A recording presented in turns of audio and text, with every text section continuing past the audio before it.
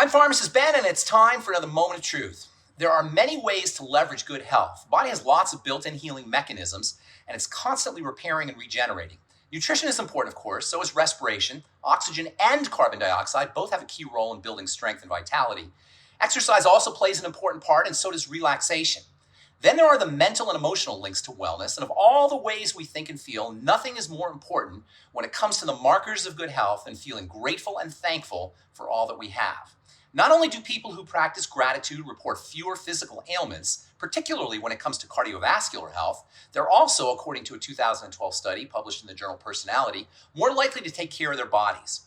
One of the most important ways to leverage the power of gratitude is to say grace before meals. The word grace comes from the Latin term for an act of thanks, and the sense of thankfulness engendered by prayers of gratitude improves salivary secretions, digestive juices, and intestinal absorption of nutrients. That's today's moment of truth. Happy Thanksgiving, everyone, and have a beautiful day. We'll talk to y'all later. Bye for now.